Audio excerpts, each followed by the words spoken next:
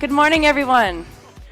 We have our fourth EO talk coming up next. Following his talk, we'll have a 15-minute break. Please join me in welcoming Travis Luther from EO, Colorado. Knock him dead. Thank you. Thanks. It's Valentine's Day 2015, and I'm standing in my youngest son's room in my underwear in front of an open window.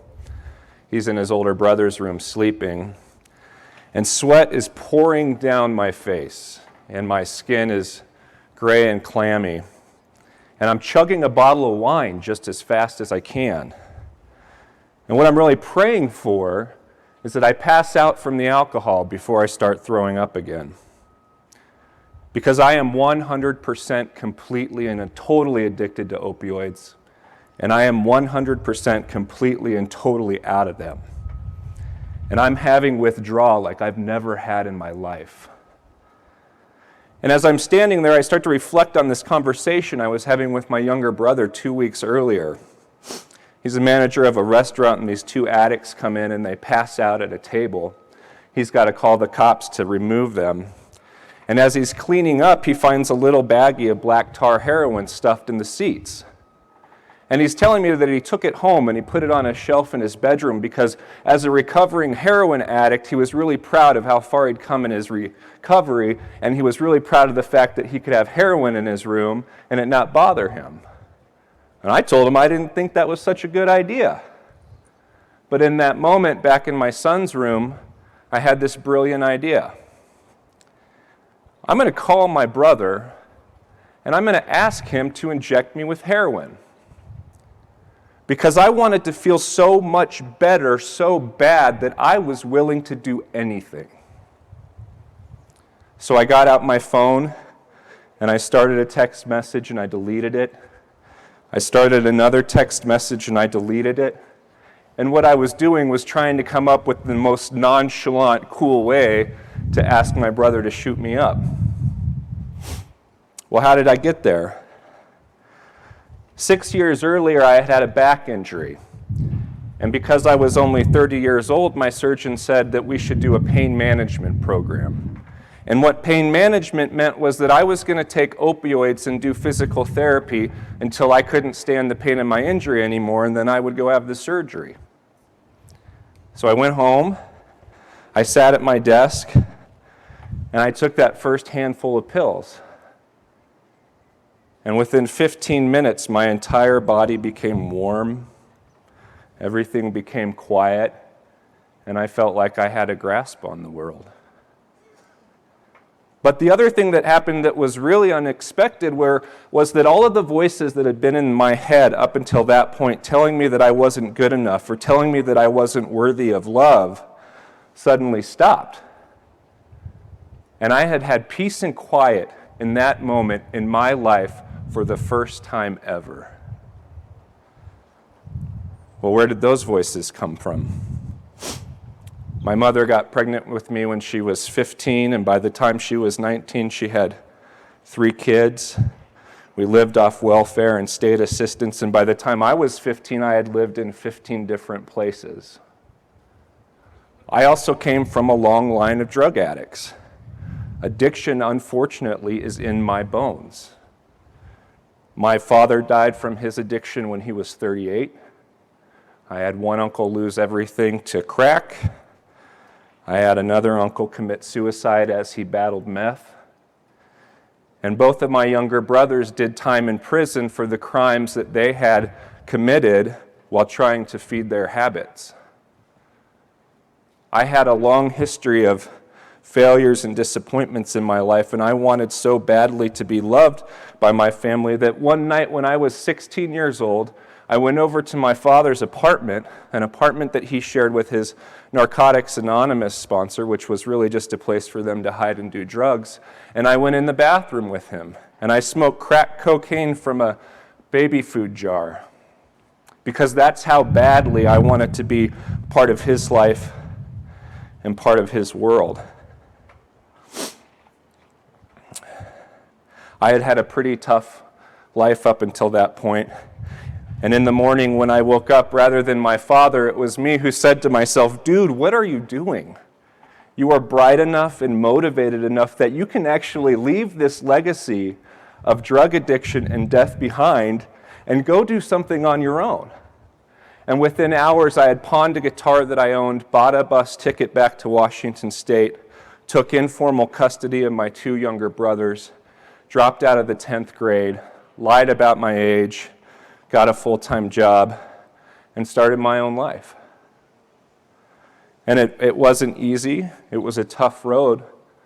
But over the next 15 years, I dedicated myself to business and entrepreneurship because I knew that if I wanted opportunities, I was going to have to make them for myself. So in that 15 years, it was a little ironic that I was standing in my son's bedroom having had all of the success that I ever dreamed I could have in my life.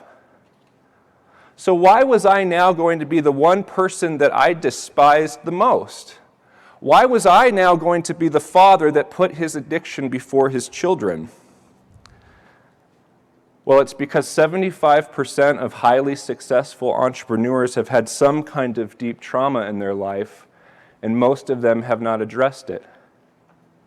And so before opioids, I used entrepreneurship like any other addict uses a drug.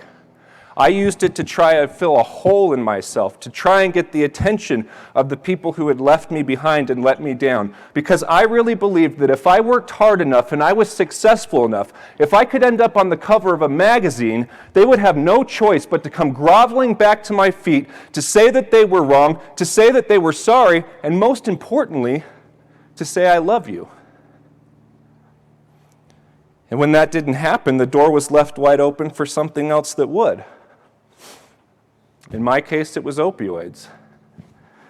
In other people's cases, it could be a bigger house, a fancier car, another franchise, or just more success. EO has been transformative to me in that it has taught me that I can make a community of my own who I can love and trust, and who can love and trust me back. And it was this same realization that I had in my son's room as I held that phone to text my brother. I looked in the corner and saw his little baseball glove. I looked up on the wall and saw a blue shark he had colored in with crayon. I looked on his desk and I saw a picture of him in a dog pile with friends from school. And I knew in that moment that I had to put the phone away and get help. So I went and I woke up my wife and I said, I'm a drug addict. I want to die. I want to do heroin. I don't trust myself and I need your help. And like any good forum, my wife already knew what I was hiding. She already knew goddamn good and well what I thought I was keeping such a good secret about. But for the next 3 months, she poured herself into my recovery. The physical addiction of opioids was so bad, I couldn't eat for almost 90 days. I couldn't sleep for almost 90 days. It was almost 6 months before I had some glimmer of hope that my life could return to something that looked like normal. But it wasn't just that moment that made me recognize that my problems were more than just drug addiction. It took another tragedy. It took the death of my brother, that brother that had that little baggie of heroin in his room. It took his death and the panic that came with losing somebody else close to me to make me realize I needed help. I needed to go talk to somebody else, and I needed to listen to somebody else besides those voices that were in my head. And so I entered therapy, and what I came to realize is that because I had had this long pattern of being abandoned, being put second place, and having love withheld, it became very hard for me to trust anybody or to give love myself. And even worse, I couldn't love myself. I had not figured out that I had worth, that I was worthy of love.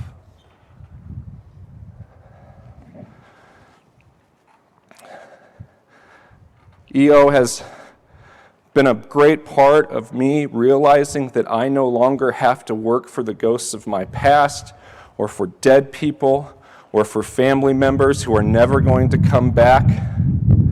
Again, that I can create a community on my own terms, that I can love and be loved, and that I can share a journey with people of my choosing. And it has been a wonderful journey, and for it I am very grateful. But I know that if 75% of entrepreneurs have suffered a major trauma in their life, and most of them haven't addressed it, then my guess is that there's a bunch of you out there who feel the same way that I used to feel. And to you I will say, there is no shortage of love in this world. That you are worthy of it, and that you deserve it. And as an example of that, I'd like to ask some of you to help me out. Stand up if you have ever come to love somebody you thought was your enemy.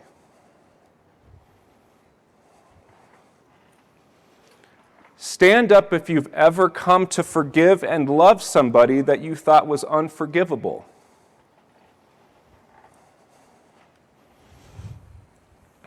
Stand up if you've ever loved a child or just simply fallen in love for a second time. I would tell you to take a look around this room and realize that there is plenty of love in this world and that you are worthy of it. That it is free to take, it is free to trade, and it is free to give. Have a seat. Thank you. I gave this talk for my forum, and Katie in my forum said, don't forget to give them a takeaway. Give them something to leave with.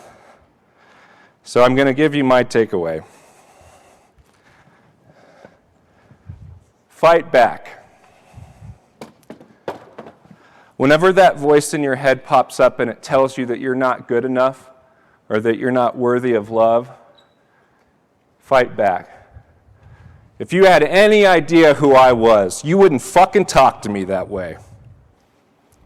If you had any idea what I had accomplished, if you would just look up, you would know that that's bullshit. If you had seen what I had just seen, if you had just seen all of these people stand up, willing to love and to forgive, you would know that I am worthy of love, that there is no lack of love in this world, and that I deserve it. I want to say one more thing to my EO family, and most importantly, I'd like to say one more thing to myself. I love you. Thank you.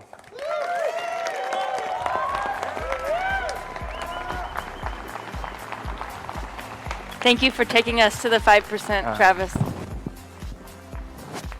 Thank you. We'll take a 15-minute break and reconvene in a few.